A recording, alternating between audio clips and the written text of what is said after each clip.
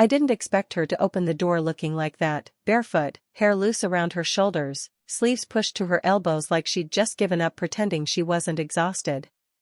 The first thing she said wasn't hello. "You look taller," she murmured, eyes fixed on me a little too long to be casual. "Or maybe I just forgot how you carry yourself." I pretended not to hear the weight in her voice, the kind people get when they've been alone too long. She stepped aside to let me in, and the faint scent of vanilla and something floral followed her movement. My chest felt tight before I even crossed the threshold. She was my aunt by name only, my mother's older sister, divorced 2 years ago, living alone in a quiet townhouse she never finished decorating. I hadn't seen her in months, and I didn't come here for anything complicated. Just to drop off a charger my mother insisted she needed. But the second I walked in, I knew this wasn't going to be a simple visit. "You can stay for a bit, can't you?" she asked without really asking. Her tone was calm, but her fingers toyed with the rim of her glass like she needed something to do. "I made tea, or there's wine if you'd rather." I said tea, though I didn't care. I just wanted to keep hearing her voice. She moved around the kitchen in that way she always had, elegant without trying, graceful even when she reached for something on a high shelf. Her robe wasn't revealing, but it wasn't exactly layered either. A loose tie at the waist, a tank top underneath, soft fabric brushing her legs with every step. "Long day?" I asked, leaning against the counter. She gave a faint laugh, quiet and tired. "Long year." She handed me the mug, and her fingers brushed mine. Not an accident. Not fully intentional either. Just one of those moments that lasts a second longer than it should. My pulse kicked without warning. Her eyes met mine. Hazel with a darker ring around them. I never realized how much emotion lived there, how much silence. We sat in the living room, lights dim, only a lamp on beside her. She tucked one leg under the other and looked at me the way someone watches a flame, careful not to get too close, but wanting the warmth anyway. "Your mother says you've been busy," she said. "You don't visit anymore." "You didn't call," I replied before thinking. It came out softer than I expected, and it changed the air between us. She blinked slowly, her lips parting just slightly. "I didn't want to bother you." The word bother sounded wrong coming from her. She had always been composed, centered in that beautiful, quiet way people only notice when the room goes still. Her fingers grazed the back of the couch near me as she adjusted her posture. Not touching, but close enough that I could feel the nearness of her skin, the slow inhale of her breath. My mind raced ahead of my body, but I didn't move. "I've gotten used to the silence," she said. "But some nights it feels louder than noise." She didn't look at me when she said it. She stared ahead, like confessing to the lamp instead of me. I watched the way her throat moved when she swallowed, how her shoulders dropped just a little after speaking. "I didn't know you felt like that," I said quietly. "That's because I don't say it." Her eyes returned to mine. "Not to anyone." The mug in her hand trembled almost invisibly, not fear, not weakness. Just something unguarded slipping through. I set my drink down. So did she. For a moment we didn't speak. The stillness wasn't uncomfortable, just sharp. Heavy with everything neither of us dared name. Then a sound cut through the air. Not from either of us. A knock at the front door. She froze. Her eyes flicked toward the hallway, then back to me, an unspoken question caught between us. And before either of us moved, the handle turned. The handle paused halfway, like whoever stood outside was deciding whether to finish turning it. She didn't move. Neither did I. A quiet second passed, then footsteps retreated down the porch, fading into nothing. She let out a breath so soft I almost didn't catch it. "I forgot I ordered something earlier," she muttered, though she didn't sound convinced by her own excuse. She rose from the couch and walked toward the door, tying the robe a little tighter around her waist. I followed slowly, not sure why. A small package sat by the doormat. She picked it up but didn't open it. Instead, she closed the door, leaned her back against it for a heartbeat, then pushed off like nothing had happened. "I'm fine," she said, even though I hadn't asked. She went to the kitchen to set the box down. I stayed close enough to hear the faint catch in her breath when she thought I couldn't see her. She'd been married almost 15 years. I remembered pieces of it: holiday dinners, arguments whispered in hallways, polite smiles that stopped reaching her eyes sometime around year 10. He wasn't cruel, just distant, always away, always distracted. The divorce wasn't loud. It was just quiet. Like something slowly sinking. "You still talk to him?" I asked without thinking. She didn't turn around. "Not since last spring." She ran her finger along the edge of the counter, absent-minded. "His new wife doesn't like it." That word, wife, sat strange in the air. I almost apologized just for asking. She finally faced me. "I'm not fragile, you know. Everyone thinks divorce turns you into glass." "I don't," I said. A faint smile curved at the corner of her mouth, not amusement, but recognition. Like she saw something in my tone she hadn't heard from anyone else. She walked past me, close enough that her shoulder brushed my arm. It barely counted as a touch, but my skin reacted like she'd trailed her palm along it. "I used to be good at being alone," she said, settling back on the couch. "Lately it feels like a test I'm failing." I lowered myself into the armchair across from her, though part of me wanted to sit beside her again. "You don't have to be good at it." She scoffed lightly. "Society says I do. Single, 45, no kids. Should be thriving in solitude by now." I hated that she said it so casually, like it was a requirement she'd signed up for. I studied her, really studied her, for a moment. The soft shadows under her eyes, the calm strength in her posture, the guarded softness she tried to hide with wit. I shouldn't have been noticing the way the robe slipped slightly at her shoulder, revealing just a hint of skin. Or how the low lamp light caught the lines near her mouth, the kind that come from laughing and surviving. "You look like you're thinking too loud," she said. "Maybe I am." She tilted her head. "About what?" If I told the truth, it would hang in the air between us, irreversible. So I said nothing. She let the silence drag, but she didn't look away. There was a familiarity in it, like she was used to waiting people out. I finally spoke. "You don't seem like someone who's failing at anything." Her throat moved when she swallowed. "That's because you don't know enough." "Then tell me," I said, softer than I meant to. She hesitated.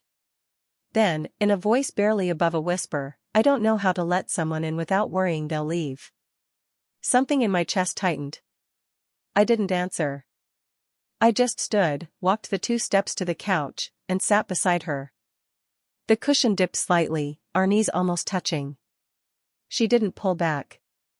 She watched my hand resting on my leg, then, slowly, like testing a boundary, she placed her fingers near mine. Not touching. Just close enough that I could feel the warmth radiating from her skin. Her voice dropped. "Do you ever miss someone you never really had?" I didn't trust my voice, so I turned my hand over, palm up, and let my fingers brush hers. She didn't move away. And neither did I. Her fingers rested against mine like she was testing the temperature of something dangerous. The softest contact, barely there. If either of us moved an inch, the space between us would disappear. She didn't look at me when she spoke. "This is complicated." Her voice wasn't rejecting anything, it was warning herself. I didn't move my hand away. Maybe I should have. Maybe she expected me to. But she didn't pull back either, and that said more than anything she could have spoken aloud. The room felt warmer than before. The kind of warm that makes breathing feel heavier. She shifted slightly, her knee brushing mine, intentional or not, it didn't matter. It happened, and the air caught fire because of it. A sudden buzz shattered the moment. Her phone. She flinched like she'd been caught doing something forbidden. The device vibrated on the coffee table, screen lighting up. I saw my mother's name flash before she snatched it up quickly and turned the screen face down. She always checks in at night, she said quietly, as if an explanation was necessary. But the tension wasn't about the phone. It was about what would happen if anyone knew I was here this late, sitting this close, hands almost touching. She leaned back, giving herself space, and I immediately felt the loss of her warmth. "This isn't what you think," she said, though she didn't sound convinced. "What do I think?" I asked. She opened her mouth, but nothing came out. The silence after was thick, like neither of us wanted to hear the answer and both of us already knew it. I watched her fingers, how she absent-mindedly traced the seam of the cushion between us. I wasn't supposed to be noticing things like that, or the way her robe slipped slightly when she shifted. Or how her voice softened every time she said my name earlier. She let out a breath. If anyone walked in right now, they'd misunderstand. Would they? Or would they understand too well? I leaned forward, elbows on my knees, trying to give her space she didn't ask for. It didn't help. "You're overthinking," I said. "And you're not thinking enough," she countered, but her tone wasn't sharp. Another moment of quiet. Another long stare neither of us broke. She tried to joke it off. "I'm old enough to know better." I didn't smile. "You don't feel old." Her eyes flicked to mine fast, like the words slipped through my filter without warning. That look lingered, flickering between disbelief and something dangerously close to wanting. I didn't move closer. She did. Barely. Just enough that I could smell the faint perfume on her skin, something warm and soft, like amber and memory. Her hand drifted, slow, hesitant, and landed near my thigh. Not touching. Hovering. "We shouldn't," she whispered. She didn't finish the sentence. I didn't answer it. Her breath hitched, quiet, short. Like her body stepped closer before her mind could catch up. Then another sound cut through the air. A sharp knock at the back door. She jerked upright. We both turned toward the kitchen.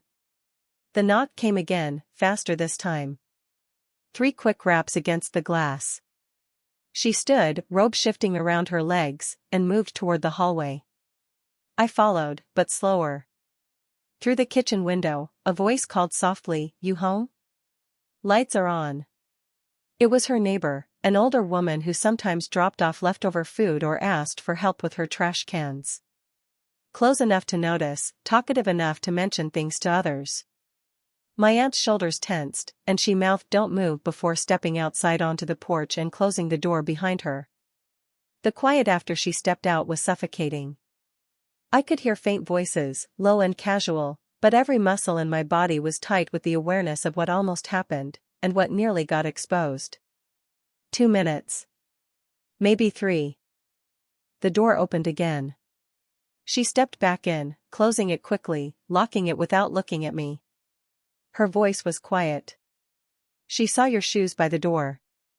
I told her you were just dropping something off." "Just," I echoed. She finally looked at me. I don't know who moved first, but we ended up closer than before, her back near the closed door, me only inches from her. Barely any oxygen between us. Neither of us touched. But our breath did. And neither of us stepped away. She didn't move from the door, and neither did I. Her breathing wasn't rushed, but it wasn't steady either. The kind of inhale someone takes when trying not to show they're shaking inside. "I shouldn't have let you stay this long," she whispered, not because she meant it, but because she needed to say it. "You didn't ask me to leave," I said. Her gaze dropped to my mouth for half a second, too fast for most people to notice, too slow for me to miss. "That doesn't mean I wasn't thinking it." "But you didn't," I pressed gently. Something flickered in her expression, panic, desire, disbelief, maybe all 3 tangled together. She looked away like she was trying to stop herself from falling into something she wouldn't be able to climb out of. "I'm not supposed to want this," she said under her breath. "Then stop wanting it," I answered, quiet, even, dangerous. Her eyes snapped back to mine like I'd touched her without touching her. She opened her mouth, closed it, tried again. You don't understand what happens if this goes too far. Then tell me, I said. She shook her head once. You're young. You'll move on fast. I won't. I didn't move toward her, but I didn't back away either. You really think I'm that detached? She hesitated.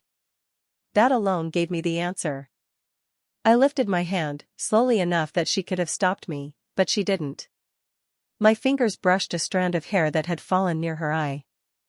I tucked it gently behind her ear. She went still. You think this is just curiosity for me? I said, barely above a whisper. She didn't answer. My hand hovered near her cheek, not quite touching. I could feel the warmth radiating off her skin. She swallowed. If I don't stop this now, I won't stop it later. Then don't, I said. Her breath caught, soft, sharp, involuntary. She took a step forward. We were almost chest to chest now. Her robe brushed the front of my shirt. Her perfume, subtle, warm, something with vanilla in it, wrapped around me like a question waiting for an answer. People will talk, she said, voice barely holding together. Let them. They'll think I'm taking advantage. You're not. They'll think you don't know what you're doing. I do. She closed her eyes for a second like the truth hurt more than fear. When she opened them again, they were darker, glassier. I don't know who leaned in first. It might have been her. It might have been me. All I know is the space between our mouths felt like a dare neither of us wanted to win or lose. Her hand came up, not to push me away, but to rest lightly against my chest. She wasn't stopping me, she was steadying herself. Her voice was a whisper against my throat. If I cross this line, I can't pretend it was an accident. My reply was low, close to her ear. I stopped pretending a long time ago. Her fingers curled into my shirt. And then, just before that last inch closed, the sound of her phone vibrated again on the coffee table in the other room.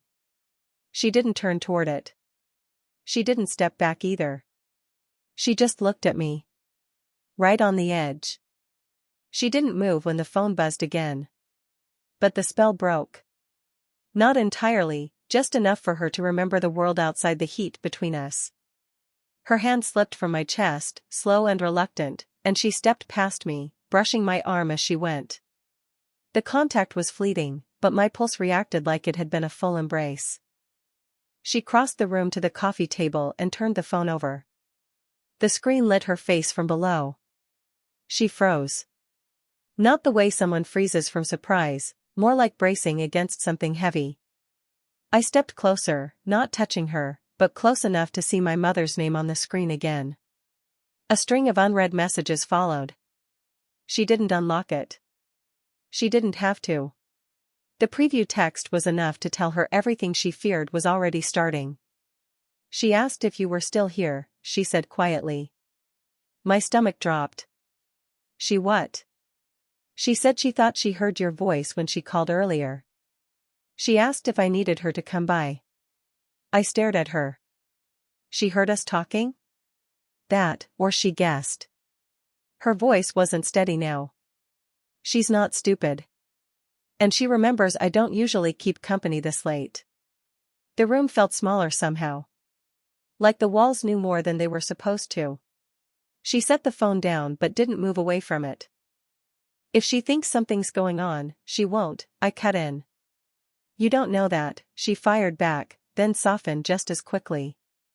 She's your mother. She'll notice if something changes. I didn't lie. Maybe she already has. Silence tried to settle again, but this one didn't feel quiet. It felt sharp. Watching. Listening. She crossed her arms, not out of anger, but defense. The edge of her robe shifted, revealing the smooth line of her collarbone.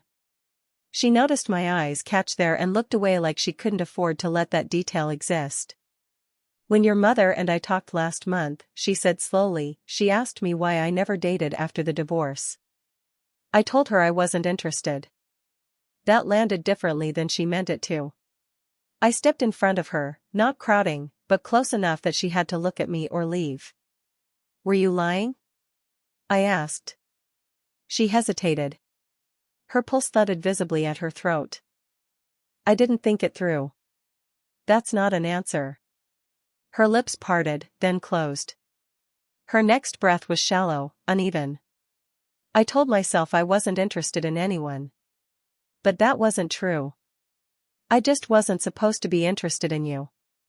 The words hit like contact. Not soft. Not subtle. Real. For a moment, neither of us moved. She shifted her weight, and her hip grazed mine as she passed by to sit on the edge of the couch. It wasn't intentional, but my body reacted like it was. I followed, stopping beside her. She kept her gaze down, steadying her hands like they were betraying her. "I've thought about this more than I want to admit," she said quietly. "How long?" She didn't look up. "Longer than is appropriate." My breath caught. I sat beside her. "Say it," I said. She shook her head, barely. "You already know." "Say it anyway." Her eyes met mine then. And that was the thing that undid every rational boundary she'd tried to build. Her voice was barely there. "I wanted you here. Longer than tonight. Longer than makes sense." Her hand was resting between us on the couch cushion. I covered it with mine, slow, deliberate. She didn't pull back. But she didn't lean in either. She was suspended in the space between risk and need. Another vibration from the phone sounded from across the room. Neither of us moved. Finally, she spoke, low, final, trembling at the edges. "We have to decide what this is, before someone else decides for us." And that was the moment, spoken into the thickest silence yet, that made turning back impossible. The room seemed to shrink around us. Every sound, the soft hum of the heater, the occasional car outside, felt exaggerated, intimate. She sat on the couch edge, fingers still brushing mine, our knees almost touching. I could feel the warmth radiating from her body, a slow, steady heat that called for more than words. "You don't have to do this," she whispered, voice low, fragile, almost pleading. "I don't want to not," I replied, equally quiet, aware of how dangerous the words were. She swallowed, eyes flicking to the floor, then back to mine. "I shouldn't. You're young. You have your whole life ahead of you. I'm not part of that life in the way I want to be." "I don't care about that," I said, heart hammering. "I care about this moment. About you." She shivered slightly at the words. Not from cold, but from the proximity, the honesty, the weight behind them. My hand inched closer to hers, fingertips brushing against the soft skin at the edge of her palm. She didn't pull away. Instead, her thumb traced the back of my hand, tentative, searching. I leaned forward, careful, giving her the choice to pull back. She didn't. Instead, she leaned slightly into me, just enough that the air between us was charged, thick. Her hair brushed my cheek, I inhaled the faint scent of jasmine and vanilla. My other hand hovered near her shoulder, itching to tuck a loose strand of hair behind her ear, to close the last inch between us. "I don't want to ruin anything," she murmured. "You already didn't," I said. My voice was low, almost a whisper against her skin. "Whatever this is, we decide together. Not anyone else." Her eyes flickered with uncertainty, doubt, and something else, desire, undeniable and raw. She exhaled slowly, her fingers tightening slightly on mine. "And if we get it wrong?" "Then we know," I replied, brushing a strand of hair from her face. My hand lingered, tracing the curve of her jaw gently. She tilted her head toward my palm, letting me stay there. The tension was unbearable, exquisite. I could feel the pull of every unspoken word, every lingering glance from earlier, every secret desire neither of us had dared name. She leaned in, and I leaned toward her. Not fast. Not reckless. But the inches between us disappeared like they never existed. Her breath mingled with mine, shallow, quick, and entirely intoxicating. Then she froze, not from hesitation, but because she realized she didn't need to move back. She was here willingly, and so was I. No masks, no doubts lingering between us. I want this, she whispered. I've wanted it for a long time, I admitted. Her hand moved fully into mine.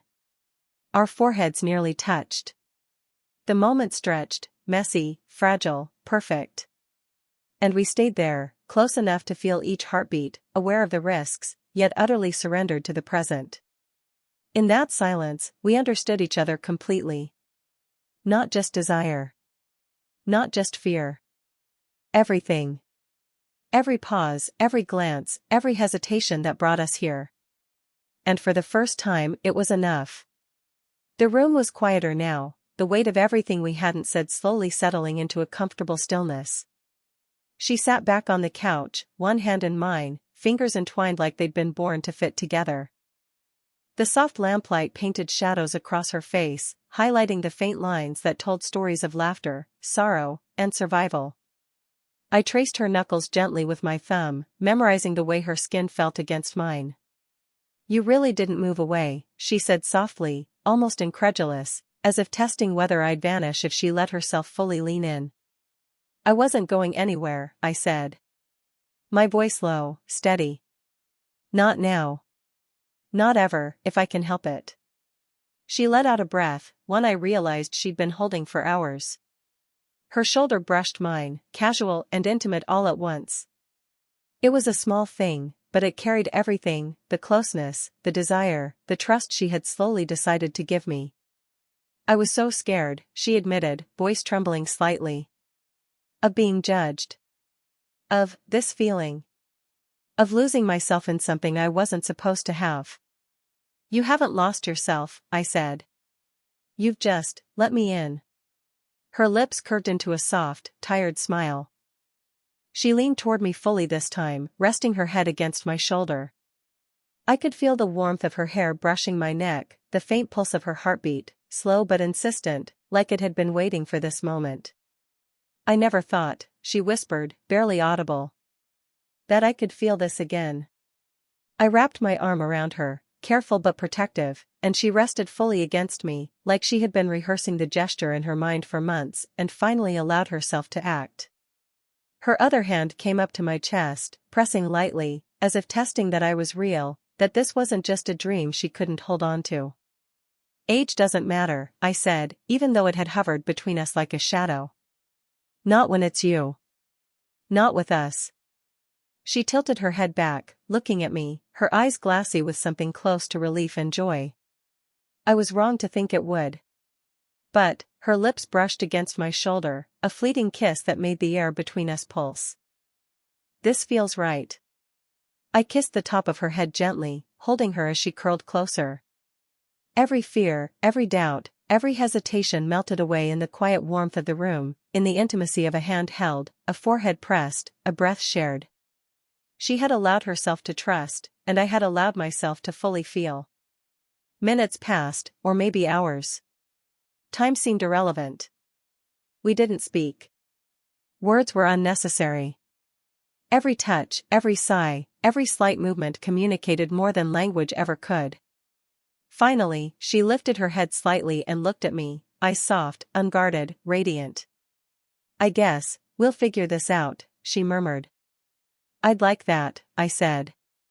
With you. Her hand squeezed mine gently. She rested her forehead against mine, and I pressed mine back, letting the closeness linger. The moment was tender, messy, human. Not perfect, but ours. We stayed like that, together, finally allowing ourselves the warmth and intimacy we had danced around for so long. The past, the judgments, the risks, they were still there, but they no longer held the power to keep us apart. And in that quiet, shared space, we understood each other fully. Not just desire. Not just longing. Everything. And for the first time, it was enough.